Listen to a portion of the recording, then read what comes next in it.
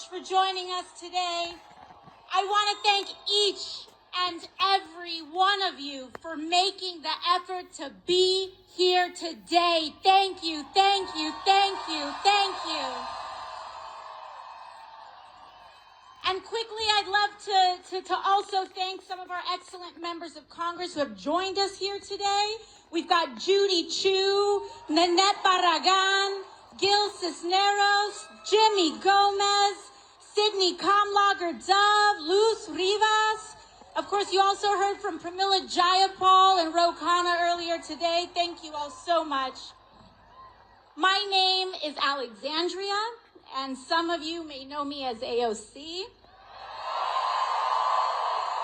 And from the bottom of my heart, thank you for welcoming me to Los Angeles. And also, happy Passover to all of our friends celebrating this weekend. Thank you.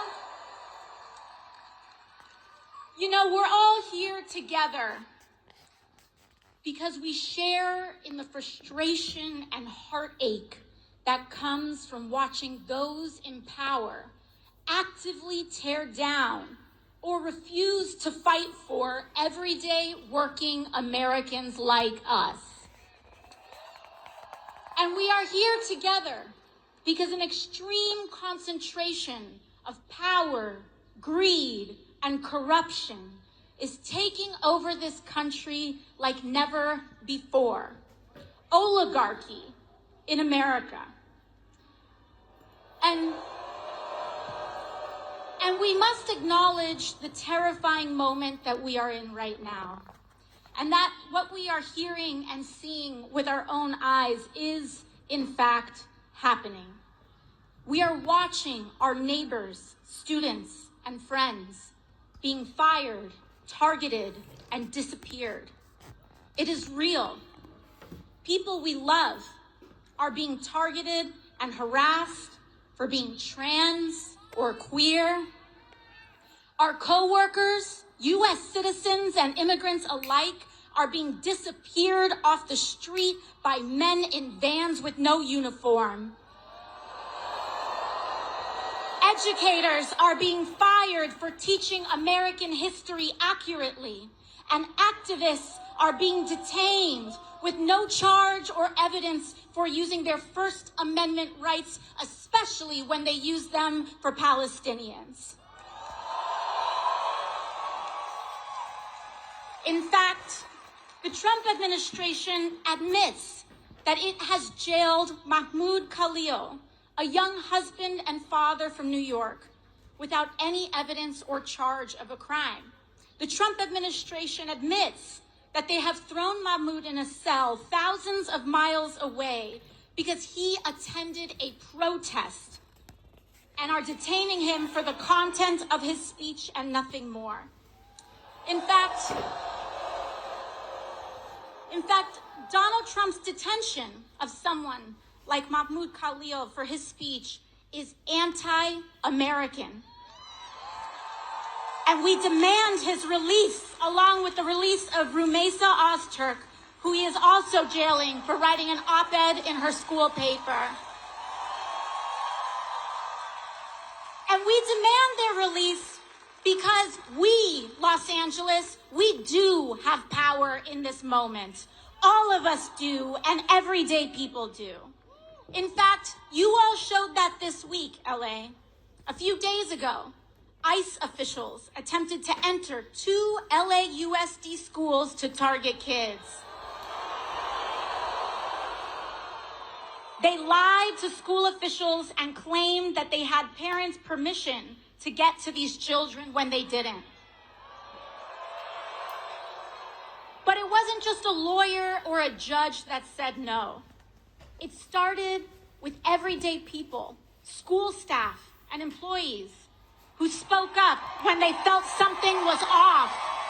And it was the teachers and principals that stood strong and said no to protect their kids when it could have been easier to say yes out of fear. You defended them, LA, because it will never be just institutions and officials alone that uphold our democracy. It will always be the people, the masses, who refuse to comply with authoritarian regimes, who are the last and strongest defense of our country and our freedoms. Because we know, Los Angeles, that a better world is possible, and we are willing to do something about it. But to get there, we need to be honest about how we got to this place. Because this moment did not come out of nowhere. It has been a long time coming. The destruction of our rights and democracy is directly tied to the growing and extreme wealth inequality that has been building for years in America. It is not a coincidence that billionaires like Elon Musk dumped billions of dollars in this election to elect Trump. And I'll tell you, LA, he sure as hell isn't doing that out of charity. For years, we have known that our political system has slowly but surely become dominated by big money and billionaires. Time after time, we have seen and experienced how our government and laws are more responsive to lobbyists than to the will of everyday people.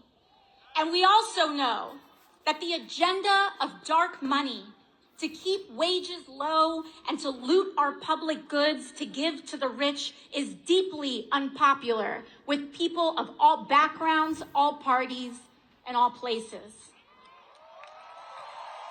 Just look at what Republicans have been quietly doing in Congress. They have been voting just this week to advance cuts on hundreds of billions of dollars from Medicaid and veterans benefits and Social Security so that they can take that money and give it to the billionaires who elected them in the form of tax cuts and sweetheart government contracts to companies like SpaceX. And you know who voted for that from California, by the way?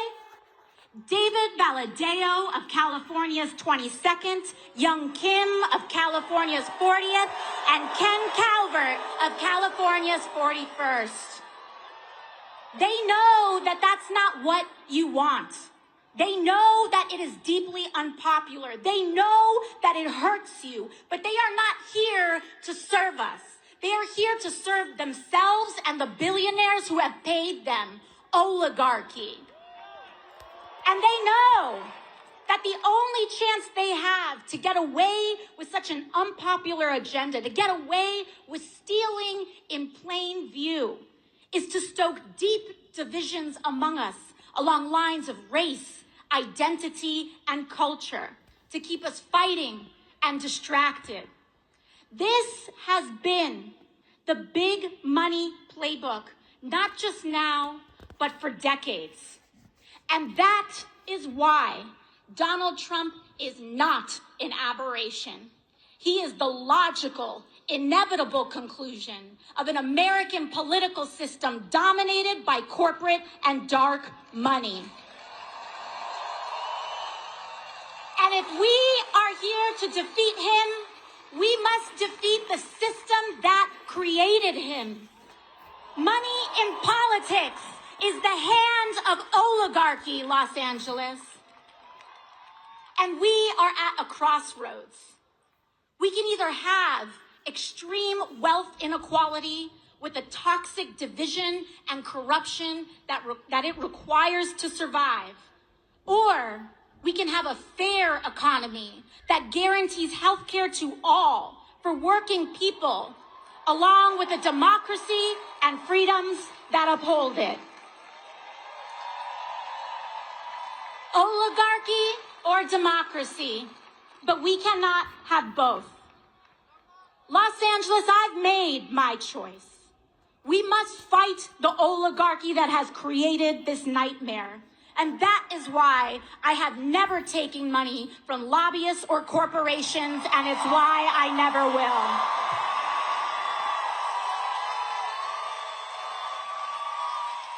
You know, when I first got to Congress, I was genuinely shocked by how this place worked.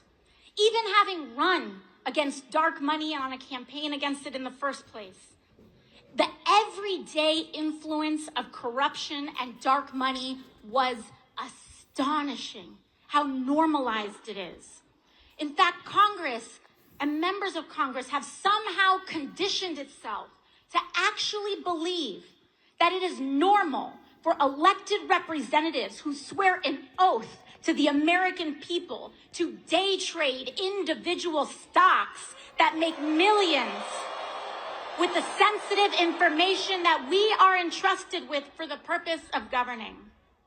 How can anyone possibly make an objective vote on healthcare, energy, or war when their personal money is tied up in pharmaceutical, oil and gas, or defense company stocks? They can't. You can't. And we saw this play out this week with Trump's corrupt and disastrous tariff scheme. I hope that we all